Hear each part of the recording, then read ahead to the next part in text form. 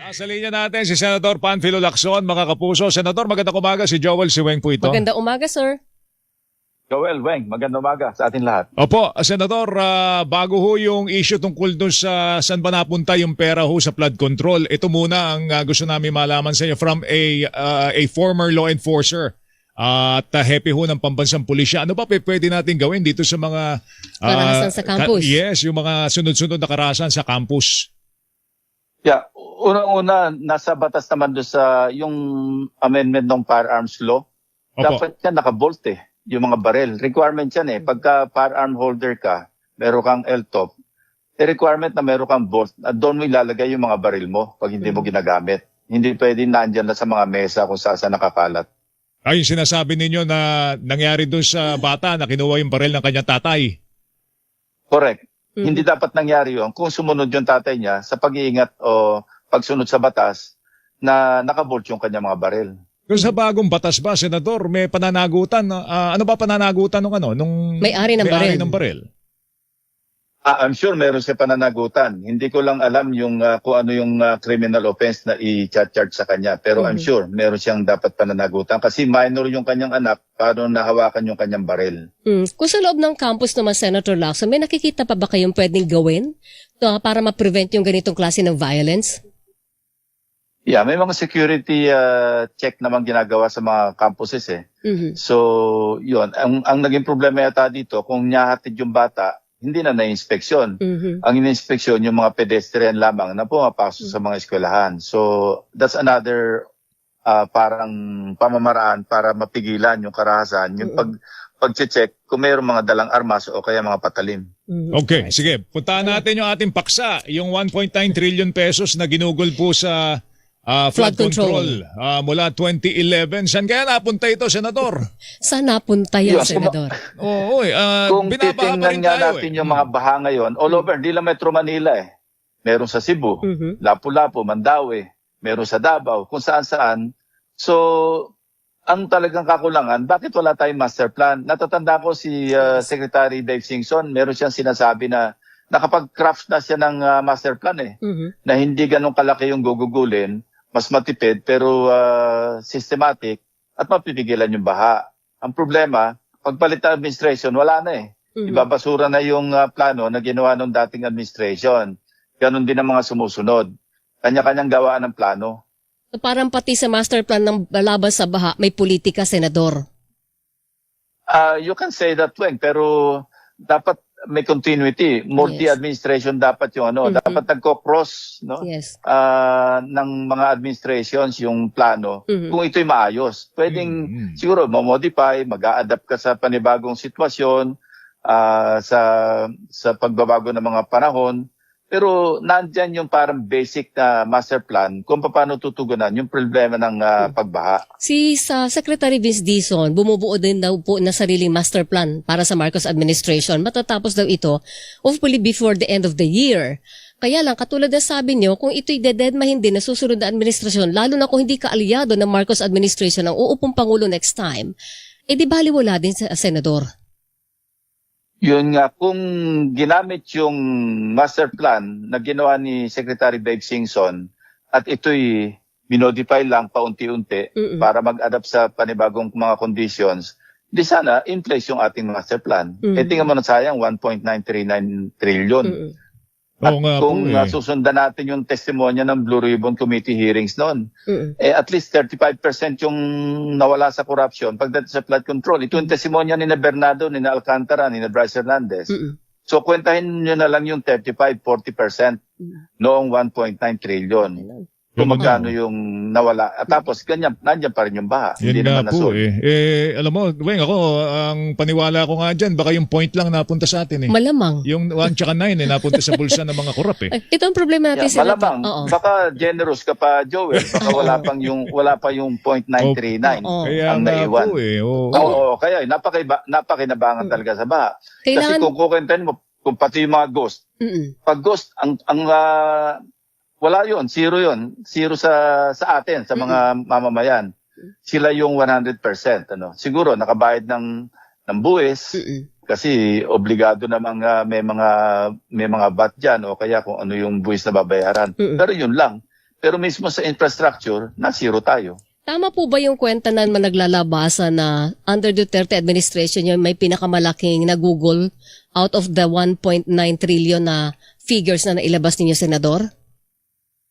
Nag-spike eh.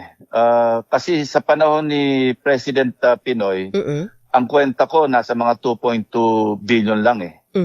Yung sa kanila, yung share nila. So ibig sabihin, yung dalawang administrations, nandun yung bulto. Nandun yung mga 1.7 trillion. Kasi kung 2.2 lang sa panahon ni Secretary Babes at saka ni President Pinoy, 1.7 nga yung sa loob ng 10 taon. Malaki yan. Pero may pakangailangan po ba na mag-backtrack tayo dito, Senador? Paggugulan pa ng panahon para imbestigahan kung saan napunta yung 1.9 trillion na yan? Dapat. Hindi lang yon. Kung mapapansin ninyo, maraming ulat sa media kung saan lugar merong gumuhong kalsada. Tapos may expose ngayon. Wala naman palang parang gabay o yung sheet piles na tinatawag para pang-suporta doon sa gilid ng kalsada. Merong mga tulay na bumagsak. Dapat yun isa-isa balikan at habulin yung contractor, habulin yung DPWH officials, habulin kung sinong politiko yung nag-propose noong mga infrastructure projects na yon. Hindi lang flood control eh. Kasi, flood yung nag-cause kasi gumuho dahil sa daloy ng tubig. Pero kung makita mo yung kalsada, hunghang yung yung ilalim eh. Ampaw. Wala man lang bakal eh. Opo, ang dami pong mga flood control project na in place na pero nadaanan ng baha, nasira. Sira agad. Oo. So wala pa, bagong-bago pa. Yung iba, Pebrero pa lang na buo eh. Ang mga dike maliliit tapos yung mga slope protection, Senator, gumuguho. Pero ginagastosan natin ng bilyong-bilyong piso yung mga proyektong yan. Yun na nga, we can drive together for all we care, for all we want. Pero hanggang dyan lang tayo eh. Wala kasing napapanagot kasi kung talagang habulin, balikan pa yung mga ginawa 5 years ago o kung ilang taon pa nakakalipas. At siguro kung may manawagan tayo kung may association ng mga civil engineers, dapat siguro kumilos para sila na mismo mag-inspeksyon eh. O kaya kung merong gumuho, kung magpapunta sila ng mga miyembro nila doon, kung may association sila, parang kumbaga i-forensic na nila ano ba yung kakulangan base sa kanilang pag-aaral o sa kanilang kaalaman. Kung nagkulang sa structural design man o sa pag-implementa, dapat habulin yung contractor eh. Wala kasi. Ngayon na lang lumabas na top 15 contractors, di ba? Ilabas ng Pangulong Marcos. Ilan lang sa mga contractors ang may kaso? 2. Ilan lang sa mga contractors ang na-issue ng warrant? Of course, hindi naman natin tinatawaran yung resoluteness ng ombudsman. Katunayan, dapat nga natin i-appreciate yung effort ni Ombudsman na Boying Remulla kasi talagang gang-ho eh. Sabi niya, tamaan ko sino tatamaan. Isipin mo kung hindi pa ganyan yung attitude ng Ombudsman, lalo nang namamayag pagpalalo yung mga contractors at yung mga kasabwat sa gobyerno. Nagulat lang ako doon sa sinisilip ninyo sa Taguig. Nung aking mabasa, mapag-aralan, Weng, yung slow protection dyan na proyekto, umabot na mga 3.1 billion ang ginugol. Pero nasa 6 kilometers lang yata o 7 kilometers lang. Kung tutusin mo, kung susumahin mo yun, kung 3.1 billion ang ginastos mo ron, dapat malaki-laki na. 450 million per kilometer ang slope protection mo. No? Joel, hindi 3.1, in-update namin yun. 3.5. 3.5, Diyos ko po. May utang ka pa. Sorry. May utang ka pa, Joel. Baka magabono ako. 3.5 billion pala yon. Tapos, kung tatanungin mo yung mga residente doon, hindi kailangan nyo ba, kailangan nyo ba ng proyektong yan? Ay, hindi naman ho kami binabaha dito eh. So, ba't nagkaroon ng slow protection project? Baka sabihin, foresight yan, foresight. Pwede rin naman sigurong sabihin yun. Pero nakakagulat lang po yun, mga per kilometer, nasa 450 million. Weng, baka isang buong stadium na kaya mong ipagawa doon eh. Makatwiran ba yung ganong presyo, Senador? Apparently, ginawa yung pader na yon para kumita. Kasi sabi nga ng mga taga roon, maski wala yung pader, hindi naman umaapaw eh. Kaya nga po eh. So, ano na ba ang latest development dyan sa isyong yan, Senador? Naipasa na ba sa Ombudsman? Ito yung sinisilip? Tuloy-tuloy yung pag-iimbestiga ng Ombudsman. Naipasa na namin, tuloy-tuloy yung pagbibigay pa namin sa kanila ng mga updates, kung ano yung mga dokumento. Katunayan, nagpadala na ng subpoena yung Ombudsman sa DPWH, Lucis Tecum. Kinukuha lahat yung mga records sa Taguig.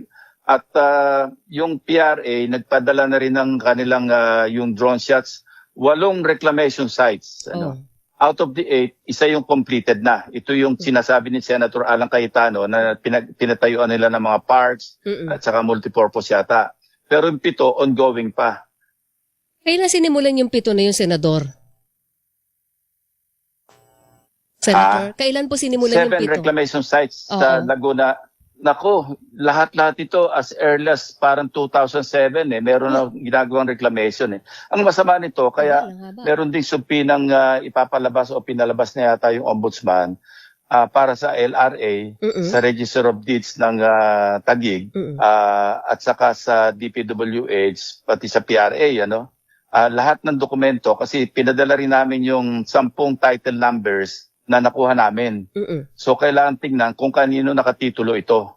So, yun yung mga supina na sa pagkaalam ko na huling na ipalabas ng ombudsman, at least sa fact-finding nila, para magkaroon ng basihan sa kanilang preliminary investigation. Alright.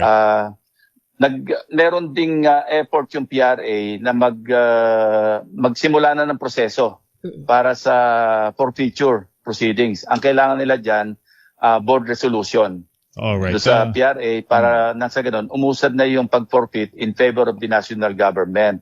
Kasi pagka nag-reclaim ka at wala kang kinuhang permit, void ab initio. Ibig sabihin, it is as if wala kang ni-reclaim, babalik yan sa national government. So, sana, hindi ko alam kung anong magiging plano ng national government do sa tinakpan na portion ng Laguna Lake.